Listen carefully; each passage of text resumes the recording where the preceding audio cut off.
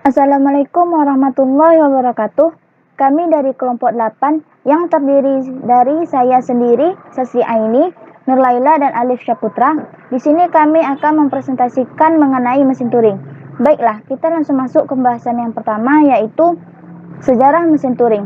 Mesin Turing diusulkan pada tahun 1936 oleh Alan Matheson Turing, seorang matematikawan Inggris, sebagai model matematis sederhana sebuah komputer. Meskipun sederhana, mesin Turing memiliki kemampuan untuk menggambarkan perilaku komputer general purpose. Mesin Turing dapat digunakan untuk menghitung kelas fungsi bilangan bulat yang dikenal sebagai fungsi rekursif sebagian atau partial recursive function. Bahasa yang dikenali oleh mesin Turing adalah bahasa tanpa pembatasan atau non-restricted language, yang disebut juga himpunan terenumerasi rekursif atau recursively enumerable set. Selanjutnya, komponen mesin Turing. Komponen mesin Turing terdiri dari 3, yaitu yang pertama pita. Sebuah pita masukan tak hingga panjangnya dan terbagi dalam sel-sel berisi simbol masukan. Apabila tidak berisi, maka akan diberi simbol blank. Yang kedua, head. Head dapat bergerak ke kanan atau ke kiri sebanyak satu sel dan berfungsi untuk membaca dan menulis simbol pada pita. Yang ketiga, finite state control. Otak dari mesin Turing berupa tabel fungsi transisi dan akan memberikan instruksi pada mesin. Yang selanjutnya, sebuah mesin Turing secara formal dinyatakan dalam 7 tupel, di mana key sebagai himpunan state, himpunan simbol masukan, himpunan simbol pita, fungsi transisi, S state awal, F himpunan state akhir, B coret ini merupakan simbol kosong atau blank. Bagian pada pita yang belum ditulisi dianggap berisi simbol blank.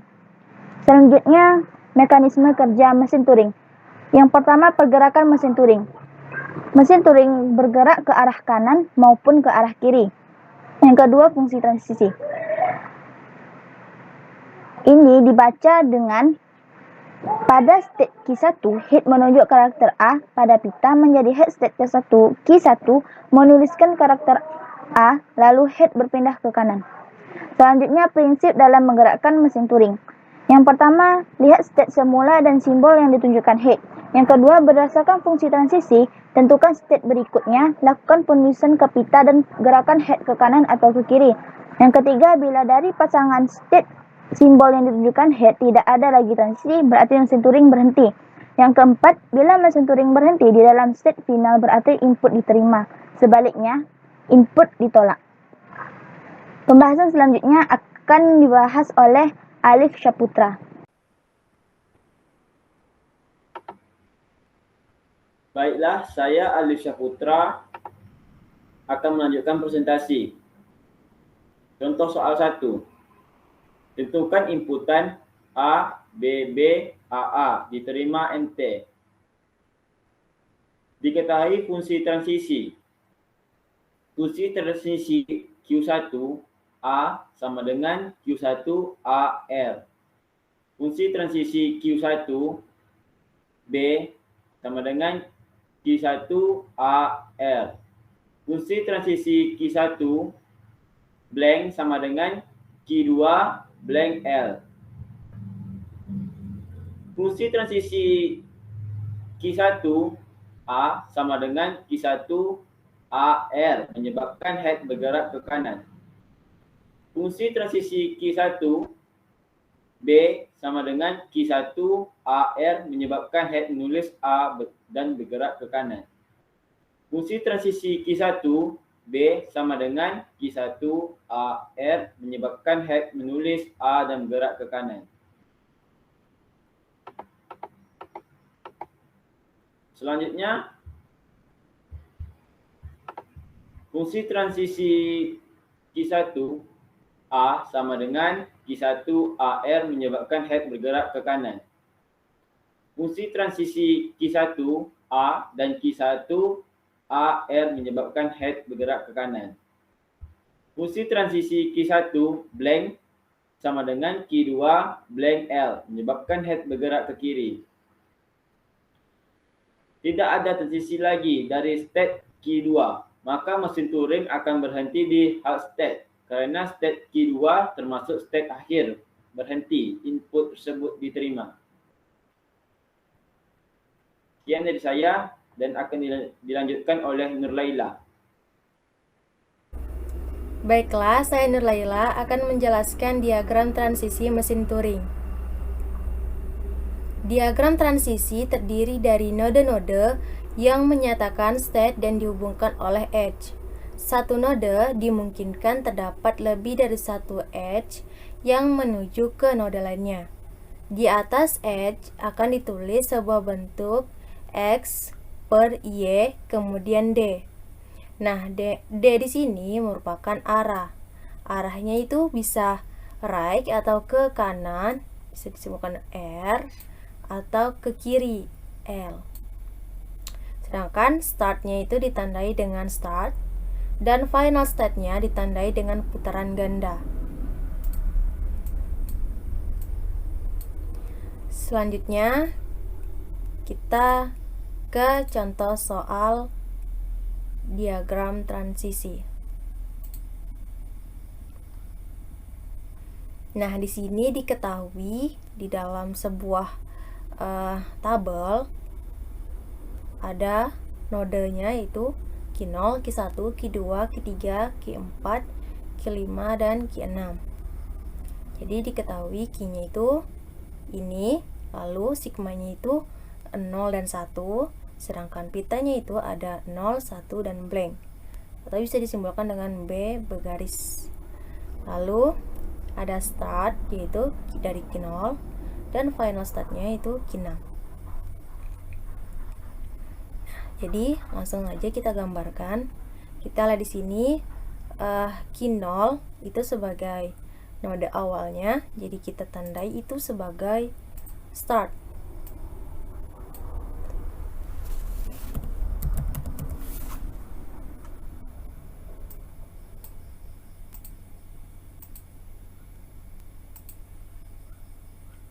Sebagai start awalnya.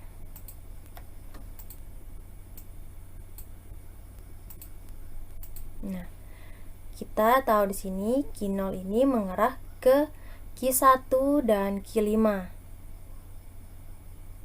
Nah, selanjutnya kita tulis tuh nodenya Q1 dan Q5 dengan cara membuat arah panah atau edge. Lalu kita lihat di sini dibaca pada pita yaitu 0 per karakter yang akan ditulis yaitu B. Ini. Jadi 0 per B kita tulis di atasnya. Lalu R ini merupakan right, yaitu ke arah kanan. Jadi arah panahnya itu ke kanan. Ini dia. Selanjutnya itu Q0 itu ke Q5. Ini kita buat garis lurus edge-nya yaitu 1 per B. Ini dan arahnya ke kanan. Selesai sudah node yang Q0.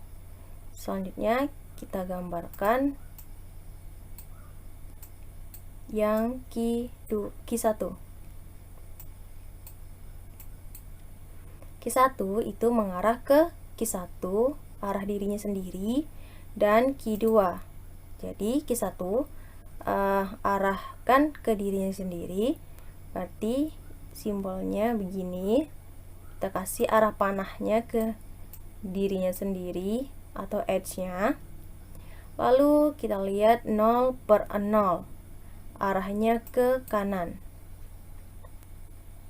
Selanjutnya itu Q2, arah Q2 kita buat garis panah edge-nya itu dan 1 per 1 arah ke kanan.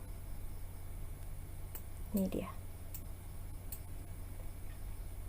Dan setelah itu selesai untuk yang node satunya.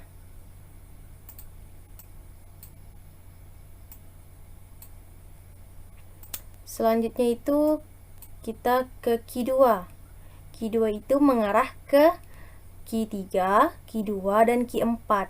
Jadi kita membuat lagi sini node baru yaitu Q3 dan kita kasih edge-nya dan kita buat pitanya itu 0/1.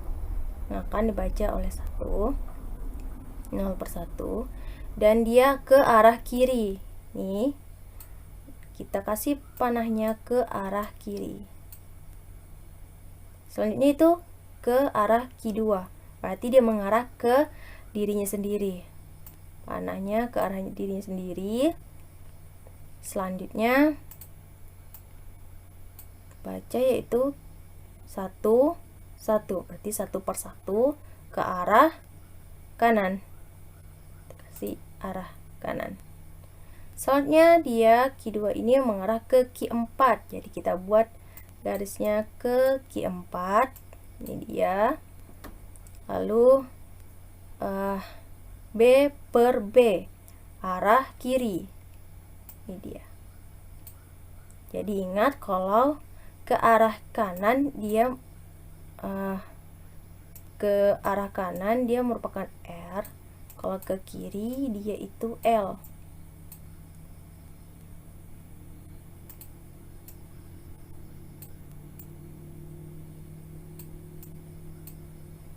Selanjutnya itu selesai sudah yang Q2. Kita lanjut ke Q3. Dia mengarah ke Q3, ke dirinya sendiri, dan Q3 juga, dan ke Q0. Nah, jadi kita membuat dia ke arah dirinya sendiri, yaitu 0/0 ke arah kiri. Ini dia. Dan Q3 ke arah dirinya juga. Jadi kalau sudah buat itu, kita tidak perlu lagi membuat arah panahnya karena sudah ada.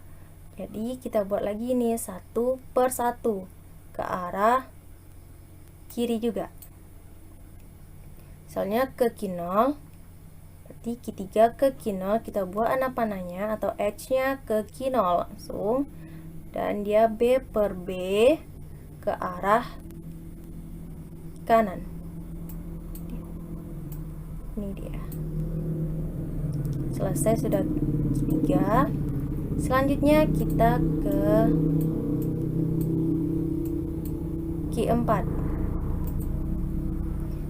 Dia ke arah Q4 dan Q6. Nanti 2 kali dia ke arah dirinya sendiri. Ini dia.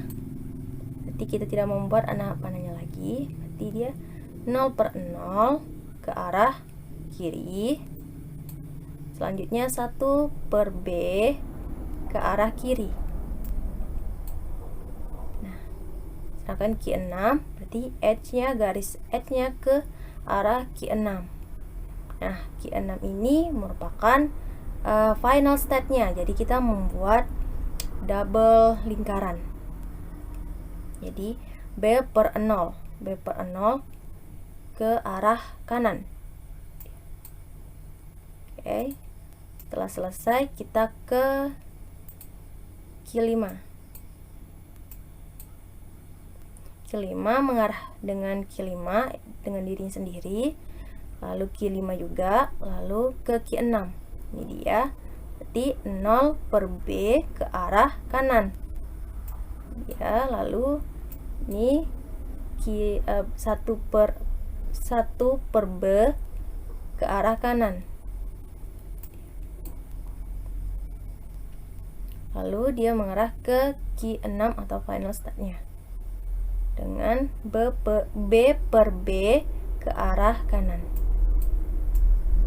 Sampailah, sedangkan Q6 tidak ada apa-apa. Jadi dia merupakan final state-nya.